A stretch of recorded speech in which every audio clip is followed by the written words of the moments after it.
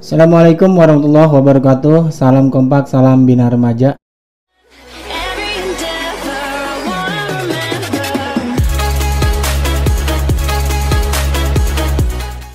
Kembali lagi di ngopi bareng bina remaja, ngobrol bareng pemuda inspiratif. Sebelumnya saya mengucapkan terima kasih.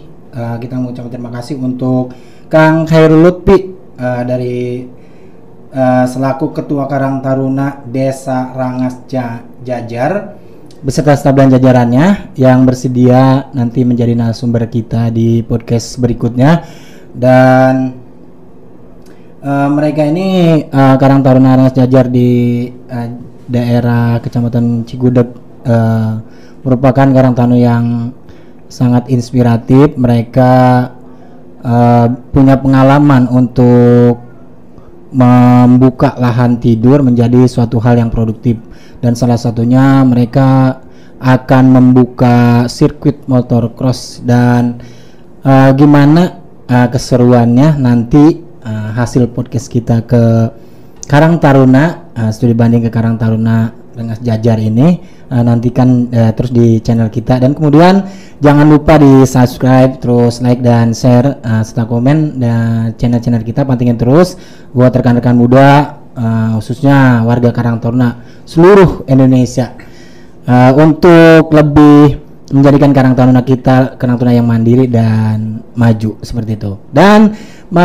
untuk kesempatan kali ini gitu, kita udah ditemenin, saya udah kedatangan tamu nih yang juga cukup istimewa begitu untuk di kalangan Desa Bojonangka, khususnya kebetulan dia juga rekan saya di Karang Taruna Desa Bojonangka.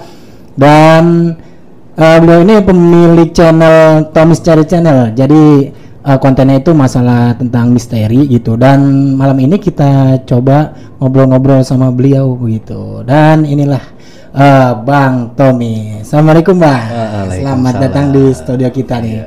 Kita ngobrol-ngobrol sedikit Bang. Oke. Jadi gimana nih tentang channelnya Bang Tommy nih? Kalau buat sekarang sih lagi vakum gitu Bang ya, karena kondisi gitu kan.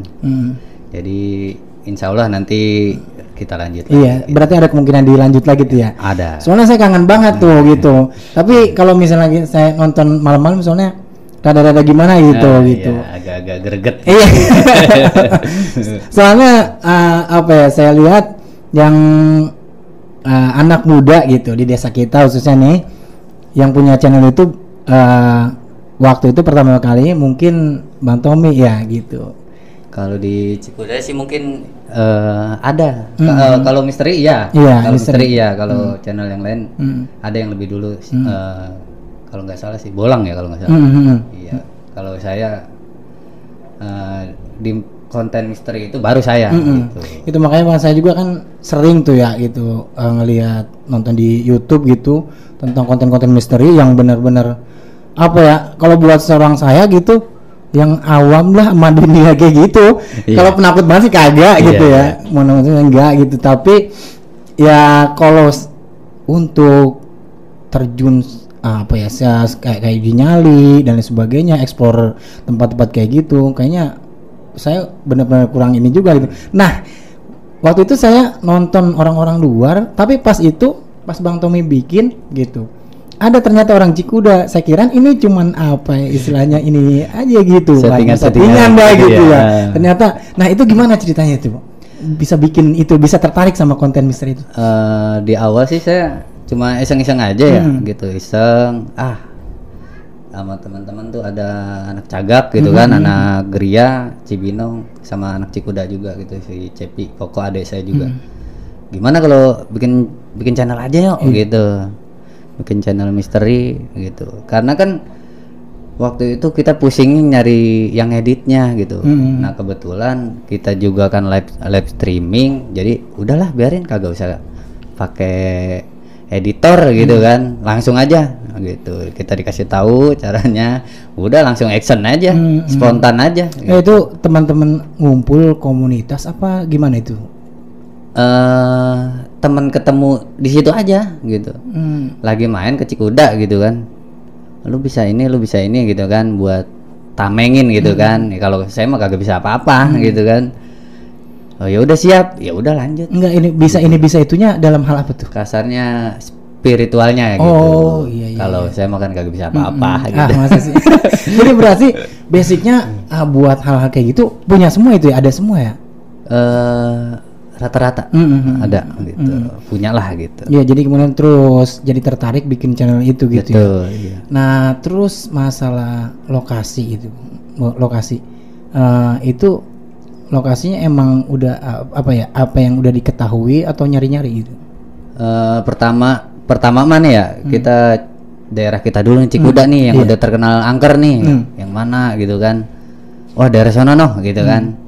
Pertama banget mah daerah mana? Gunung Putri kalau nggak salah. Di bawah kaki Gunung Putri gitu. Saya coba tuh.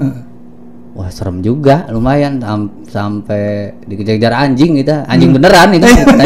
Ya kepergok gitu. Astagfirullahaladzim. Lah ngejar gitu lah beneran gitu. Udah dari situ kan nyoba-nyoba lagi lebih dalam lagi tuh malam itu juga ya. Seru gitu, seru. Tapi buat ente sendiri gitu sama teman-teman, terutama ente nih, pengalaman apa ya berhubungan gitu ya, sama makhluk-makhluk astral kayak gitu, udah sering apa gitu? Soalnya kan ada keberanian buat buka channel itu gitu kan. Biasanya kan kalau misalnya udah buka channel misteri kita tertantang sama subscriber kita sendiri kan. Kira-kira emang udah biasa apa berhubungan? Tadinya emang udah biasa gitu kan, ya. Nempok yang begitu anda kalau kata orang Cikuda mah nempok gitu ngelihat gitu kan. Nah dari situ kan udah ada basic gitu kan. Oh kelihatan sih gitu ya, beneran apa gitu kan. Saya mah orangnya penasaran gitu kan. Udahlah sekalian kita bikin channel, kita cari ya dah gitu, penasaran, bukannya belagu ya. Ayolah sambil menyelam nyendok air ya. Sadarnya bisa ngelihat makhluk-makhluk kayak gitu dari usia berapa sih? Dari kecil. Dari bocah ya. Dari kecil umur berapa ya? Kecil banget dah pernah ngelihat gituan. Pertama kali? Penakut dulu mah. Iya, pertama kali ngeliat apa? Dulu itu pertama kali kita tidur sama kuntilanak, perempuan dah, kuntilanak lagi kelas 4-5 SD dah itu. Tidur bareng? Iya, jadi bukan tidur bareng, saya tidur, dia mah berdiri gitu. Saya mau penakut gitu, sampai kagak berani tidur di kamar gitu. Keluar, lu ngapa sih gitu kan? Kagak ada apa. Lah itu kelihatan gitu ya. Lah kita mau ngelihat itu baru orang tua lagi masih kecil ya, masih kecil gitu kan. Terus nanya sama nenek gitu kan. Itu apaan begitu ya, dikasih tahu. Kebetulan almarhum ini juga dah gitu. Bukan rada bisa, emang bisa gitu ya. Jadi dikasih tahu dah. Alurnya begini, kudu begini gitu ya. Akhirnya kalau kata pisau mah diasah kali gitu ya, diasah ya. Alhamdulillah gitu. Enggak tahu apa disebutnya karomah kali ya, apa gitu. Jadi udah apa sih, karena sering ngelihat udah biasa. Mungkin ini yang bisa bahkan kalau yang disebut indigo ini bukan gitu kira-kira menurut ente? Kalau indigo mah kan bisa ngebaca ini ke depan gitu ya, lebih ke situ kayaknya. Kalau saya mah apa itu? Kalau itulah. Saya bisa ngeliat tuh gitu. Iya gitu, saya juga heran bisa begini gitu. Terus sampai sekarang? Sampai sekarang gitu. Ya kalau misalnya lagi jalan bebas lah misalnya lagi kemana aja, suka lihat. Sekarang di sini, kalau di sini ada di depan gitu. Pas waktu tadi saya kesini nih, nempok dah gitu, udah biarin aja, nafsi.